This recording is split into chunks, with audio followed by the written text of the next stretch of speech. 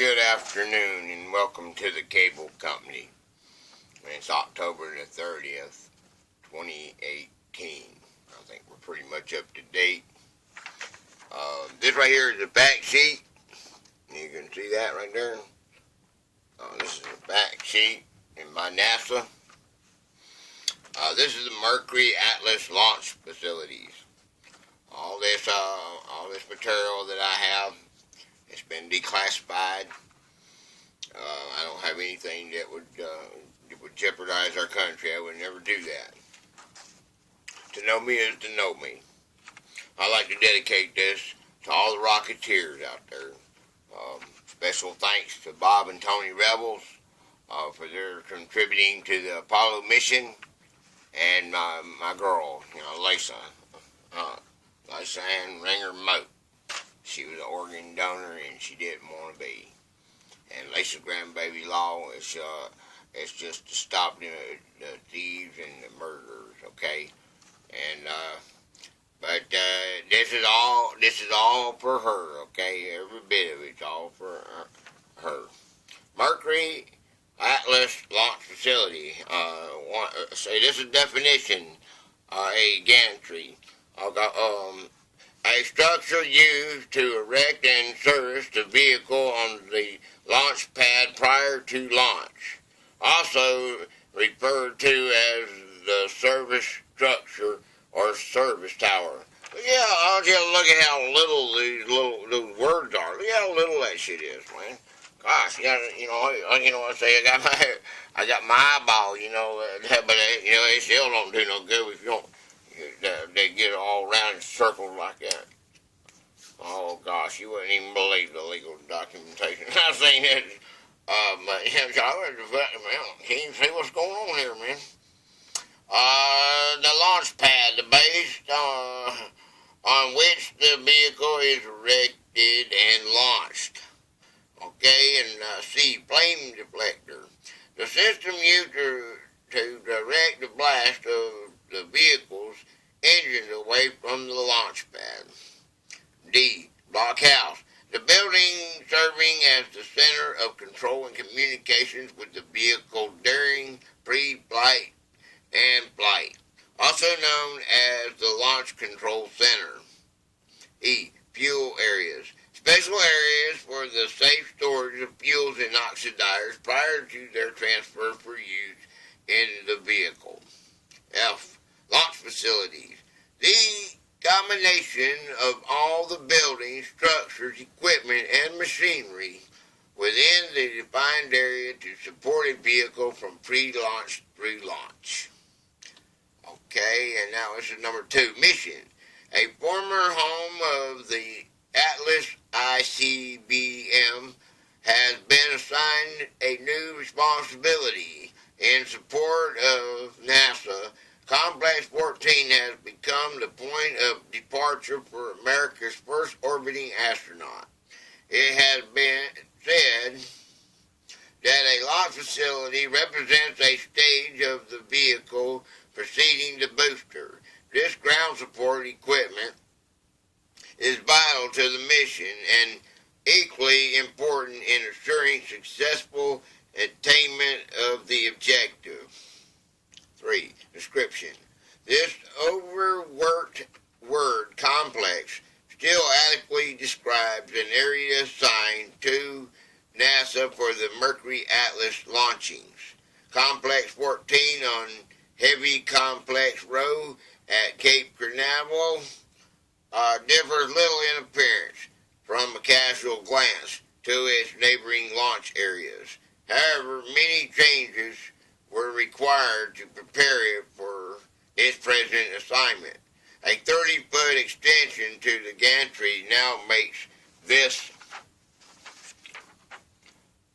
structure 154 feet high with 14 platforms at intervals within the structure to serve as work areas. The center section of the gantry accommodates a Mercury Atlas vehicle. The gantry is positioned over the launch pad for erecting of the Mercury Atlas. The gantry provides the vertical working space the needed since the Mercury Atlas remains in this fixed position from erection to liftoff. The gantry is mobile, and prior to launching of the Mercury Atlas, it is moved away from the launch pad. It is interesting to note the unique way this is accomplished. The gantry is moved by wheels onto a turntable. This is, in turn, is moved with the gantry on the turntable flatbed to the parking area 500 feet away. The movable structure weighs 400 tons and the turntable about 100 tons. At the base of the gantry is a two-story launch pad. This concrete building is used as a stand to rest the Mercury Atlas on, and encompasses a system to momentarily hold down the Mercury Atlas after ignition of its engine. A 36-inch water main carrying 175 pounds of pressure is fed to the flame after ignition of its engine. A 36-inch water main, the reflector, which is housed in the pad structure. This is operated during liftoff of the Mercury Atlas to cool the flame deflector and prevent it from melting due to the intense heat generated by the engines. Wow, that's amazing, isn't it?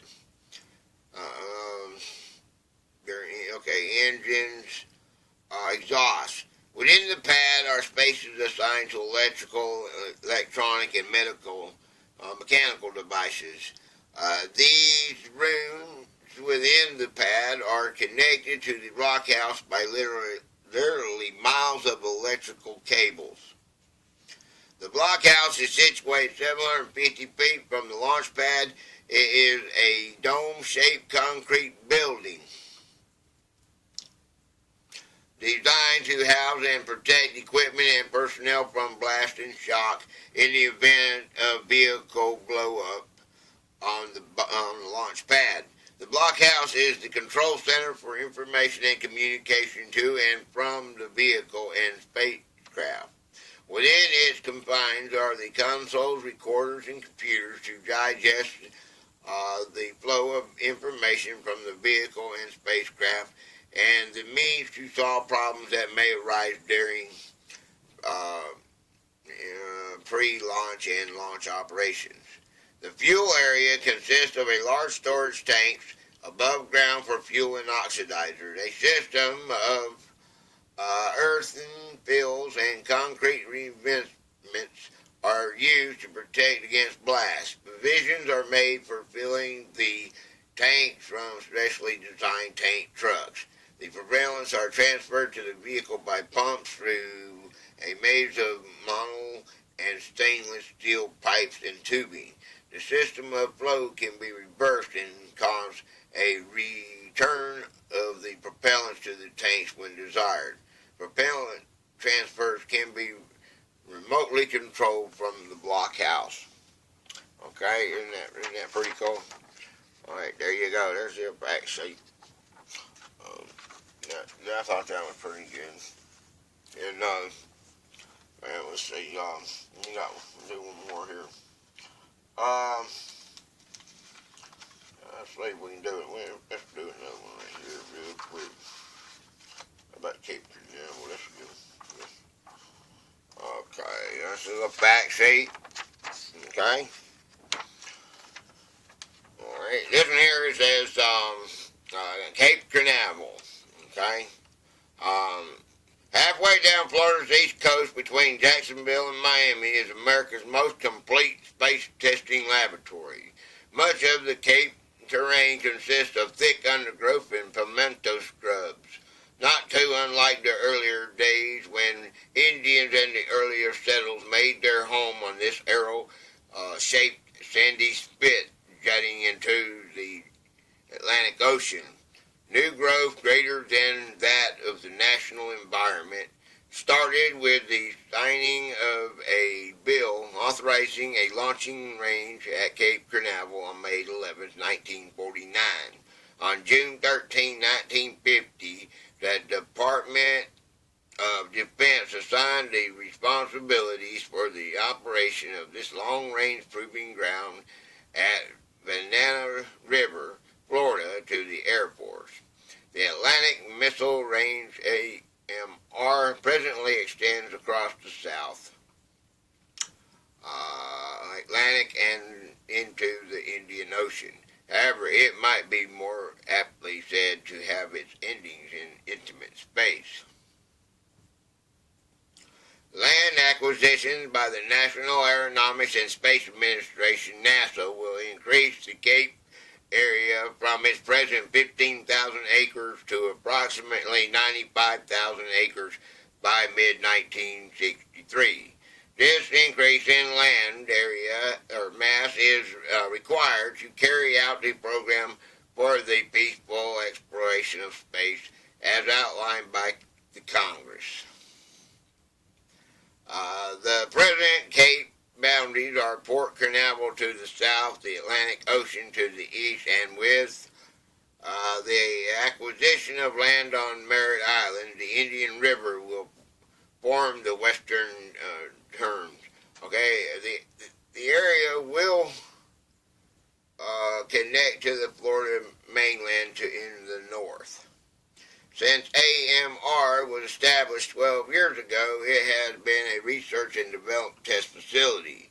Design work now underway will alter this mission to one which is primarily operational, capable of routine, rapid launching of large payloads. Physical appearances of the launch areas will change along with their missions. Character. Okay. Launching of large payloads. Okay. The skyline will be dominated by massive assembly sheds where Saturn C5 and Nova vehicles can be prepared for launch simultaneously. The first vehicle launching at Cape Canaveral took place on July 24, 1950.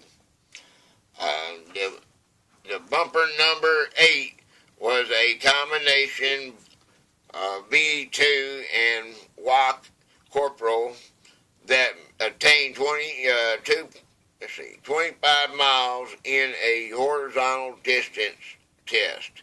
From this early launching and the many hundreds that follow came the technology that has enabled this nation to undertake the challenging program of building large vehicles with the objective of landing a crew of astronauts and scientists on the moon in this decade.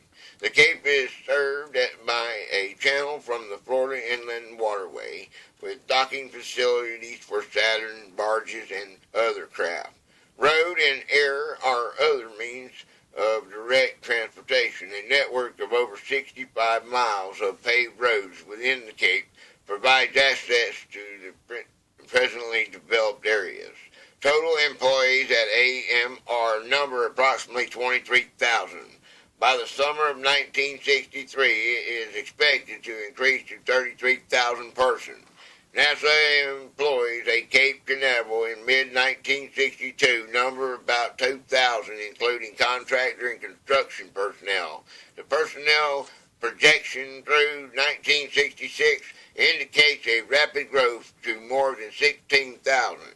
This large influx of people will have a noticeable impact on Broward County, which has already attained the status of the fastest growing county in the United States during the 1950s. Cape Canaveral has an average temperature of 72.5 degrees. August is the warmest month, and a rainy season exists from May through October. High humidity is prevalent through most of the year. The average rainfall is 41 inches, and the water table varies from 2 to 6 feet. The highest point of natural elevation is 10 feet on the Cape. An abundance of wildlife inhabited the Cape, the largest being deer, which are frequently sighted During a recent surveying operation by a contractor firm, one particular area received a minimum of scrutiny. It was known a 10-foot alligator inhabited this particular marsh. And this is the schedule of land acquisition, if you can see that.